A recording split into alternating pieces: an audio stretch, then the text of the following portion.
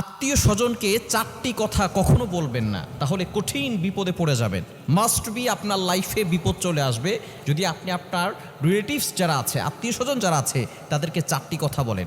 অবশ্যই আত্মীয়তার সম্পর্ক বজায় রাখবেন, তবে তাদের সাথে সব কিছু শেয়ার করতে যাবেন না, কেননা সব আত্মীয় স্বজন কিন্তু সমান না।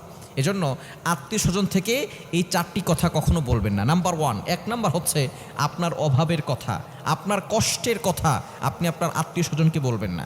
আপনি অভাবে আছেন, কষ্টে আছেন, দুঃখে আছেন, আপনি আপনার রবের কাছে শেয়ার করুন। এটা কারো কাছে বলার দরকার নাই। অভাবের কথা, কষ্টের কথা যদি আপনি কাউকে বলেন, সে পরবর্তী সময় আপনাকে এই কথা বলেই কষ্ট দিবে। এজন্য অভাবে পড়ে গেলে, কষ্টে পতিত হলে আপনি আপনার রবের কাছে 2 রাকাত নামাজ পড়ে, ওযু করে 2 রাকাত নামাজ পড়ে আল্লাহর কাছে বলুন। তাহাজ্জুদের সেজদায় গিয়ে আল্লাহর কাছে বলুন। শেষ রাতে আল্লাহ তাআলা প্রথম আসমানে এসে বান্দাদেরকে ডাকতে থাকেন, আলা আমি মুস্তাগফিরিন ফাস্তাগফিরুল্লাহ। কে আছো ইস্তেগফার করবে, ক্ষমা প্রার্থনা করবে, আমি আল্লাহ ক্ষমা করে দিব। কে আছো অভাবে আছো, আমি আল্লাহর কাছে বলো, অভাব দূর করে দিব। কে আছো বিপদে পড়ে গেছো, আমি আল্লাহর কাছে বলো, বিপদ থেকে উদ্ধার করে দিব। আল্লাহ তাআলা নিজে প্রথম আসমানে এসে বান্দাদেরকে ডাকতে থাকেন। সহিহ বুখারী শরীফের হাদিস। এজন্য আপনি অভাবে পড়ে গেলে, কষ্টে পড়ে গেলে কারো কাছে বলবেন না, আপনি আপনার রবের কাছে বলুন। কেননা দুনিয়ার সব মানুষ যদি আপনার পাশে থাকে আর রব যদি না থাকে, তাহলে আপনি কিন্তু শান্তি পাবেন না। আর দুনিয়ার সব মানুষ যদি আপনার পাশে না থাকে, একমাত্র আপনার রব আপনার পাশে থাকে, তাহলে আপনি একজন ভালো এবং শান্তি মানুষ, শান্তিপূর্ণ মানুষ হতে পারবেন এবং আপনি আপনার অন্তরে শান্তি, সুখ ফিল করতে পারবেন। এজন্য 1 নাম্বার, আপনার আত্মীয় স্বজনকে অভাবের কথা, কষ্টের কথা বলবেন না। 2 নাম্বার, আপনার আত্মীয় স্বজন যারা আছে তাদেরকে আপনার সংসারের গোপন কথাগুলো বলবেন না। স্বামী স্ত্রীর গোপন কথা খবরদার কারোর কাছে শেয়ার করবেন না। আপনার স্বামী স্ত্রী যে গোপন কথাগুলো আছে, স্বামী স্ত্রীর কথাগুলো গোপন রাখবে, স্ত্রী স্বামীর কথাগুলো গোপন রাখবে। কিন্তু অনেক স্বামী স্ত্রী আছে নিজেদের ঘরের কথা বাহিরে বলে। খবরদার, 4 দেয়ালের ভিতরে স্বামী স্ত্রী কথা কাটাকাটি হবে, ঝগড়া হবে, আবার মিলমিশ হয়ে যাবে। কিন্তু আপনি যে এই কথাগুলো মানুষের কাছে বললেন, আপনি যে আপনার আত্মীয় স্বজনকে বললেন, পরবর্তী সময় স্বামী স্ত্রী আপনারা ঠিক হয়ে যাবেন, কিন্তু ওই আপনার আত্মীয় স্বজন আপনাকে আঘাত দিবে যে তোমার স্বামী এমন, তোমার স্ত্রী এমন। এজন্য খবরদার, সংসারের গোপন কথাগুলো কাউকে বলবেন না। আপনার স্বামী স্ত্রীর গোপন কথা এগুলো আপনার আত্মীয় স্বজনকে বলতে যাবেন না, তাহলে কিন্তু পরবর্তী সময় এই কথা বলে আপনাকে খোঁটা দিয়ে আপনাকে আঘাত করবে।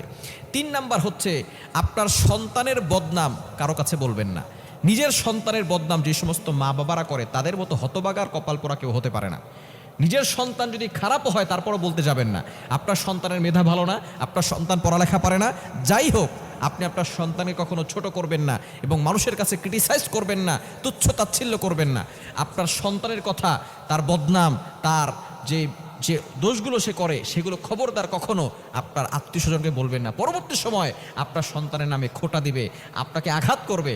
কারণ পরবর্তী সময় কারো মুখ থেকে আপনার সন্তান নিয়ে যদি কটূক্তি আসে, তখন আপনি সহ্য করতে পারবেন না। এজন্য সন্তানের ব্যাপারে কটু কথা, তার নামে বদনাম কখনো আপনার আত্মীয় স্বজনকে বলবেন না। 4 নাম্বার, আপনি যে সুখে আছেন, শান্তিতে আছেন, আপনার কাছে কত টাকা আছে, এগুলো আপনার আত্মীয় স্বজনকে বলবেন না, তাহলে কিন্তু আপনি কঠিন বিপদে পড়ে যাবেন।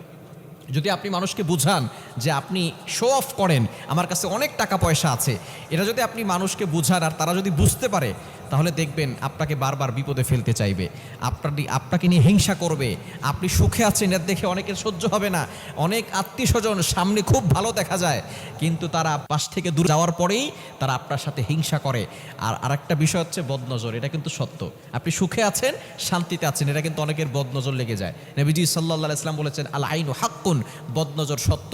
এই বদনজর থেকে দূরে থাকার জন্য সুখে আছেন, শান্তিতে আছেন, টাকা পয়সা আল্লাহ তাআলা দিয়েছেন, সেটা আল্লাহর শুকরিয়া আদায় করেন, কিন্তু মানুষের কাছে বলতে যাবেন না, আত্মীয় স্বজনের কাছে গর্ব করে শো অফ করতে যাবেন না, তাহলে কিন্তু কঠিন বিপদে পড়ে যাবেন। সুতরাং আত্মীয় স্বজনকে এই 4টি কথা বলবেন না, তাহলে কিন্তু আপনি বিপদে পড়ে যাবেন। বিপদ থেকে বাঁচার জন্য আত্মীয় স্বজন, প্রতিবেশী যারা আছে তাদের কাছ থেকে এই কথাগুলো লুকানোর চেষ্টা করবেন, তাহলেই আপনি শান্তিতে থাকতে পারবেন, সুখে থাকতে পারবেন। আল্লাহ তাআলা আমাদের বাংলাদেশে নয়, সারা পৃথিবীতে প্রতিটি মানুষের ভিতরে, প্রতিটি সংসারের ভিতরে মুসলমানদেরকে আল্লাহ পাক রব্বুল আলামিন শান্তির ব্যবস্থা করে দেন।